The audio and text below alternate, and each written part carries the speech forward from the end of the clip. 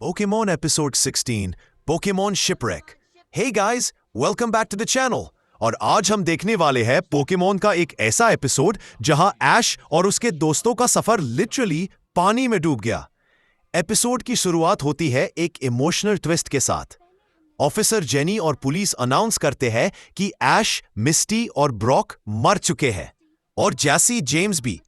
एक memorial ceremony रखी जाती है उनके लिए, लेकिन असली कहानी तो अब शुरू होती है। पांच यात्री लापता है। ऐश, मिस्टी, रॉक, जेसिका और जेम्स। ये फूल तुम्हारी आत्मा को शांति दे। क्योंकि हमारे हीरोज बिल्कुल जिंदा है, बस एक डूबी हुई शिप के अंदर। दूसरी तरफ जेसी, जेम्स और म्याउथ भी होश में आते हैं। म्याउथ बताता है कि शिप उलट गई है, मतलब सब कुछ उल्टा पुल्टा हो गया है। जेसी अपने एकन से फ्लोर काटने की कोशिश करती है, पर जैसे ही होल बनता है पानी अंदर भरने लगता है। सब पानी रोकने में लग जाते हैं, पर कोई फायदा नहीं। ऐश और मिस्टी एक सेफ रास्ता ढूंढने निकलते हैं, लेकिन हर तरफ पानी ही पानी होता है। मिस्टी अपनी गोल्डीन को भेजती है चेक करने के लिए। गोल्डीन वापस आती है, पर साथ में टीम रॉकेट के बेहोश बॉडीज लेकर। सब पैनिक हो जाते हैं। एक मोमेंट के लिए लगता है बैटल होने वाली है, लेकिन सर्वाइवल सबसे जरूरी है। तो एक टेम्परेरी दोस्ती होती है। मिस्टी कहती है उसने इस शिप का मॉडल बनाया था और अगर उन्हें बचना है तो उन्हें नीचे वाले पार्ट में जाना होगा, जो अब शिप के उलटने के बाद ऊपर है।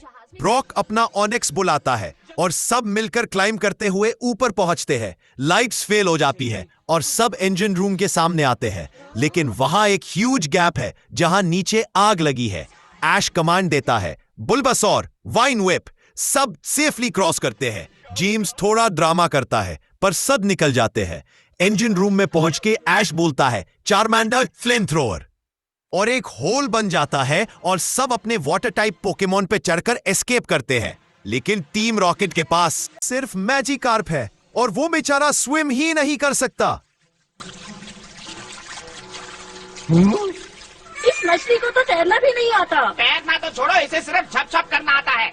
ऐश और दोस्तों ने सरफेस तक पहुंचकर चैन की सांस ली, लेकिन टीम रॉकेट कहीं नजर नहीं आती।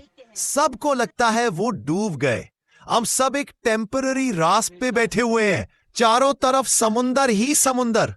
ब्रॉक बताता है नोआज आर्क की कहानी, जहां कबूतर भेजे जाते थे जमीन ढूंढने के लिए। ऐश कहता है, पिजियोटो जाओ और लैंड ढूंढो, लेकिन पिजियोटो वापस लेकर आता है टीम रॉकेट।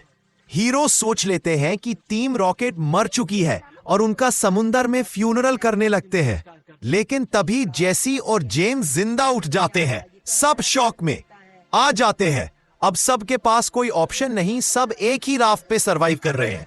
अगले दिन सबको भूख लगती है। जेम्स के मैजिकार्प को देखकर सबके दिमाग में फैंसी खाना दिखने लगता है।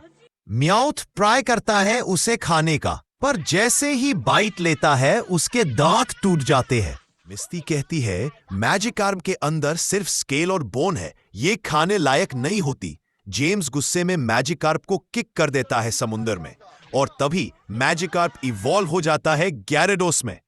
ग्यारेडोस उन पे ड्रैगन रेज यूज करता है। मिस्टी कहती है सेलर्स के मुताबिक जो भी ड्रैगन रेज देखता है वो कभी जिंदा नहीं बचता। पूरा समुंदर तूफान में बदल जाता है। साइक्लोन उन्हें अपनी चपेट में ले लेता है। सब लोग अलग हो जाते हैं। ऐश चीखता है, मिस्टी, ब्रॉक, पिकाचू, हिम्मत मत हारना, लेकिन हवा इतनी तेज है कि सब छूट जाते हैं। ऐश अकेला रह जाता है जब उसके दोस्त एक बड़े समुद्री तूफान में उड़ जाते हैं। स्क्रीन धीरे धीरे फेड होती है और अंधेरा हो जाता है। क्या ऐश और उसके दोस्त बच पाएंगे? क्या टीम रॉकेट वापस दिखेगी? ये सब हम जानेंगे नेक्स्ट एपिसोड में। अगर तुम्हें ये थ्रिलिंग और इमोशनल एपिसोड पसंद आया हो तो वीडियो को लाइक करो, शेयर करो और चैनल को सब्सक्राइब करना मत भूल जाओ।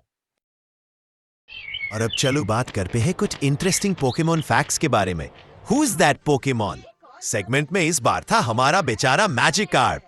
इस एपिसोड में पहली बार ऐश अपने बर्ड पोकेमॉन पिजियोटो का यूज करता है लॉन्ग रेंज सर्वेलेंस के लिए। एक स्मार्ट मूव ऐश की तरफ से। यह भी पहली बार था जब पिकाचू ने म्याउथ के लिए अपनी नफरत दिखाई। शुरू हो गई उनकी लेजेंडरी राइवलरी। मिस्टी की गोल्डीन ने इस एपिसोड में सबको सरप्राइज कर दिया।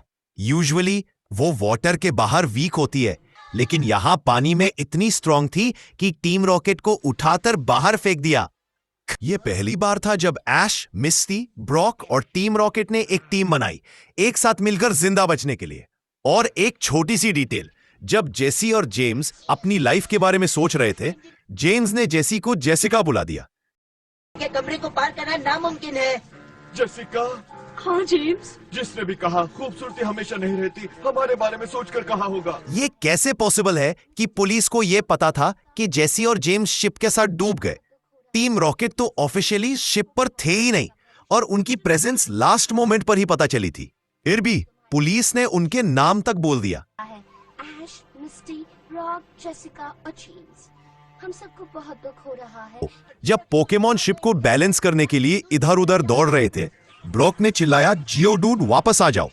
और उस सीन में ब्रॉक के लेफ्ट साइड में एकन्स भी दिखाई देता है, जबकि एकन्स तो दूसरी साइड गया था। और थोड़ी देर बाद जब कैमरा फिर अंदर आता है, जियोडूड फिर से सबके साथ वही साइड पर मिलता है जहां उसे नहीं होना चाहिए था।